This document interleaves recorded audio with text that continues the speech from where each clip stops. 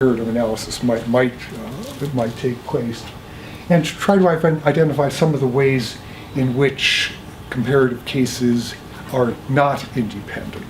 So with that rather lengthy thing in mind,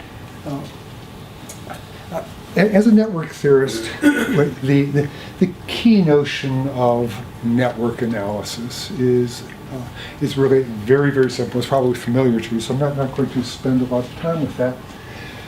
It's basically any network is a set of nodes or entities or things. In our case, as I thought about the problem, I thought of these as sort of locally identified and recognized population densities, cities, villages, and the like. And these we call nodes. These nodes can have attributes in themselves that have variable properties, most notably their size, but also their social organization, internal social organization, and other things that are inherent to each entity in and of itself. But the key thing about network analysis is what really matters, and what we focus on is the relations among these things. And we think that the behavior of the individual things embedded in the network and the behavior of the network as a whole depend upon the pattern or the structure of the relations among things, much more than on the attributes of the things themselves. And here, I hope, if I move quickly, I hope to address a difference between Chris and I. And Chris suggests that you need a system or need an approach methodologically that begins somewhere with things and the attributes of things and is place-centric. As a relational analyst, I'm going to argue that place-centrism is a wrong approach, and one should focus on relational centralism. But so the way we're going to take the approach here is we're going to suppose we have nodes of human settlements. And what's important in terms of system-ness, regionality, and bounding is that they are connected to one another, now by relations. They're connected by multiple kinds of relations, and you know far more about this than I do. As a sociologist and a physical scientist, I tend to think about conserved relations between things, that is, where a relation such that some physical thing moves from one place to another place. So, for example, in settlement analysis, we might suppose that economic trade is a very important kind of conserved relation.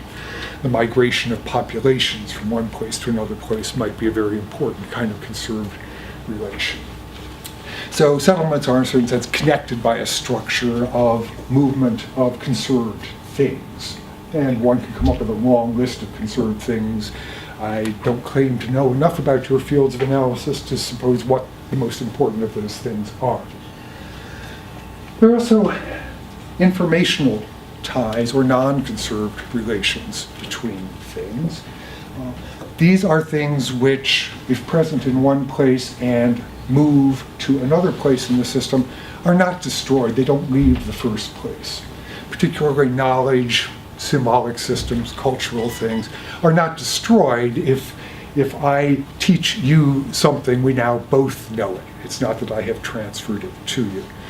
In settlement analysis or sociological analysis of systems, I suppose that most of these kinds of things are identity things, cultural things, symbolic things, anything that can be represented as information. In the example I've got here, very simple examples, we're simply having a common language so that we can communicate with one another.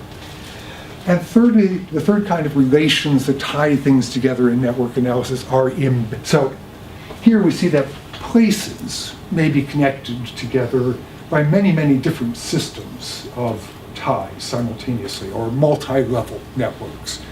The pattern of economic relations or trade relations among places might be quite different than the pattern of linguistic relations among places. So we have multi-level ties.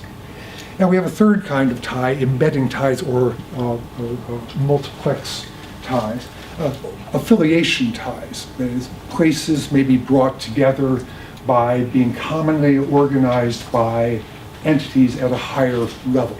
For example, settlements in a geographical space may in some sense be tied together because they are all under the military domination of one central place. It's also possible, of course, that there are relations among central places as a form of superordinate network, which we would then project onto the micro network for formal analysis. Okay. So what do we mean by a region, given this kind of strange approach to things? If we're focusing on relations rather than on the sizes of things or which places are central or most important places and how far their authority extends, a region we might define as simply a place or a set of nodes, a set of settlements within which the relational density is greater than the relational densities between that set of places and other sets of places. It's a cluster of stuff, a thick part in the social structure, if you will. That social structure can be complicated. It's held together by cultural stuff, it's held together by material stuff, it's held together by coercive stuff and all kinds of other stuff. But it's a thick spot, if you will. Also, formally, the relational density within and between need to be sufficiently distinct that we can distinguish them from background noise, or what might have just been generated by a sort of a random distribution of ties among places.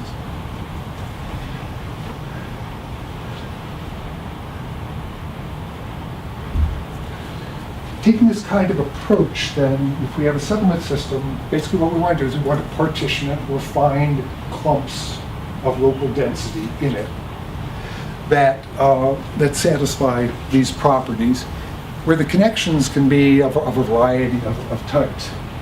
And when you've taken sort of a network map of the settlement system and done this to it, regionalized it, what you end up with is a sort of set of properties of the regionalization. Any given network map, any given system at any point in time might conceivably have any number of regions within it. It might be one, the entire system might be composed of a single region. The entire system might be composed at the other extreme of each node being its own region, or being total autarky, or sort of no system at all, or something in between. Not all the regions need to be the same size. There can be some big ones, there can be some little ones. The regions in the system, in the network approach, may vary in their coherence. Some regions may be very densely clustered, packed, highly tied, highly coherent, while others are less densely packed or coherent. Importantly, regions may be defined by, or may be held together, may be made coherent or clustered by one or more different kinds of things, because we're talking about different forms of solidarity or connection or clustering. Some regions may be defined primarily by cultural similarity. Other regions may be simultaneous, may be defined by political connections, other may be defined by economic relations. And these, we suppose agnostically, don't necessarily correlate with one another very well. So it's possible at any point in time to have a regionalization of a network or a set of communities in a multi-level network, which we can look at as either being multiple layers, each having their own set of regions, and those regions not necessarily, economic regions not necessarily corresponding with cultural regions, not necessarily corresponding with political regions, which seems to be in accord with casual observation of the world system.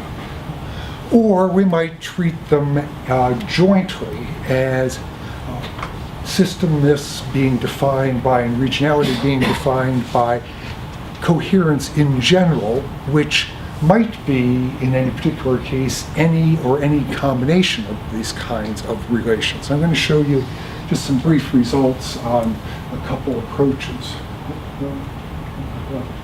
So, technical detail.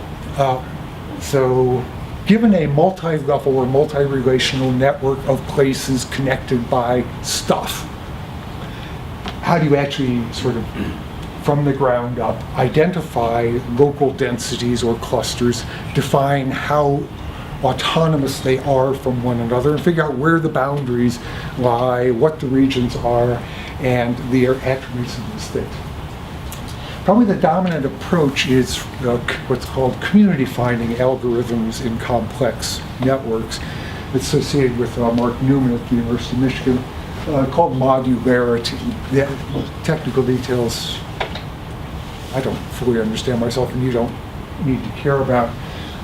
But the idea is that you can, in fact, given a network, a multi-relational network, actually define a measure which they call Q, or modularity, which identifies the extent to which the graph is clusterable or regionalizable.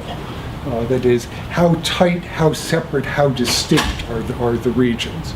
And at the same time, you can use numerical search methods if you have good data, and we'll come back to that. You can use numerical search methods to identify an optimal solution, a solution that maximizes modularity or maximizes Q, such that it chooses how many regions there are actually present in the data without any theoretical priors about it, and chooses which nodes are parts of which region without any theoretical priors about it, and then defines the extent to which these regions are in fact coherent regions. And given that, we can also identify a series of things about the relations within and between regions, a set of network metrics that tell us something about system-ness. System-ness.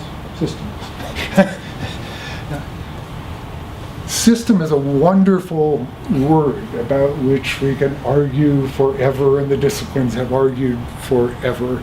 I'm taking a very simple approach here, again, simply from rapidly, efficaciously, and completely realized throughout all of the other nodes in the system.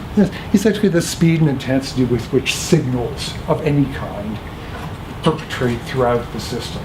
It's important because it's from this kind of systemness, this interconnectedness, that emergent behavior or phase transitions or synchronic behavior in world systems arise. Okay. What makes a system systemic is low modularity, that is, things are not autarkic and highly clustered, they are connected. The connections between these regions are relatively short or relatively quick. If there are central nodes in the system, this tends to produce synchronic or emergent behavior. And of course, if their connections overall are highly dense, it tends to produce systemic behavior. All right, a couple quick examples. Thanks to Hiroko for quickly grabbing some data here. The data will offend every specialist in the room, and that is indeed one of the questions here. Let's focus first on a region of the Roman Empire, sort of down in this part of the world, in about 150 of the Christian era. Have information on a set of places. Initially, it was trade network data. Which places were known to be in trading relations with which other places? And I've located the dots here, which are places, in their geo-coordinates. So they have sort of the North African desert, the Middle East, Central Asia, and the like. And here we're looking at simply the trade network. Now we've used this modularity approach and the Gerber-Newman algorithm to identify the communities or the regions in this network. Obviously, if two things are trading with one another and neither is trading with anyone else, that's a region or a unique component of the graph. It gets messier in the central portion of the graph where places are trading with multiple other places and the like, so we apply a criterion. Notice that here we get modularity of 0.67. Modularity falls generally on a scale from 0, meaning the data are random, to 1.0, meaning that the data are totally coherent. We have completely bounded, clustered communities. So relatively high. And we'll move very quickly. here are the data on the same places, but this time we're looking at a cultural relation. That is, is the predominant language spoken in each of these places the same as the language that's predominant in other places? Now, there are a few places where there are more than one language commonly spoken according to the data, and I know nothing about the data or language diffusion or anything else like that. I'm sorry. Sure. Might as well be honest about it. But we see, you see that the trade relations are both thinner and kind of different in some ways from the cultural relation. The main emergent point here is that if you think about the system or the set of regions on the basis of economic or material ties, you may get one map of space. If you think about it in terms of cultural or linguistic or informational sharing, you may get another mapping of space. It's possible, however, to join the data. And if you do that, here you get an emergent map, which in fact has a modularity or a goodness of fit that's almost as good as, or is almost as good as either one of the single relations data, which is kind of interesting, and produces this kind of map, which is mostly intuitively obvious from the previous maps, but not entirely. Second example, really quickly, focus on Central Europe around 1500, just another more or less random set of data. Set of trade data. This is a different kind of trade network that actually focused on the South German states and asked where did their trade relations come from. So it's in a certain sense an egocentric network. It doesn't ask whether Cologne traded with Leipzig directly or not. So the data are not full network data, they're egocentric network data. A regionality of this produces a pretty clear regionality. The language network produces, yes, Chris, quickly, okay, a different structure. The political network in this case is which places were part of the same nation states or national entities. And what's kind of interesting here is, some red dots out here, is you also have a superordinate political unit at this time. This is the Holy Roman Empire, which sort of sat on top of and partially joined some of the local, more nationally or ethnically oriented networks. Turns out that this network too produces when we take all three relations into account, produces a more coherent clustering than any one of the three relations at a time. So one of the questions that I wanted to raise here is about regionality. Is if you accept that the notion of a system is basically relational rather than positional, what relations should one focus on? I've grabbed some available things. We've seen that I'm going to close very quickly. System-ness. Now, should one take a single level or multi-level approach? Kind of an interesting broad question for you guys, so I'll spend just a moment of my remaining moments on it. One approach, analyzing each network relation separately, produces a set of regional maps, each of which is optimal for that relation, but the maps themselves don't correspond. Indeed, the correlations between the cultural maps, the political maps, and the economic maps are generally on the order of 0.3, 0.4 in these two data sets.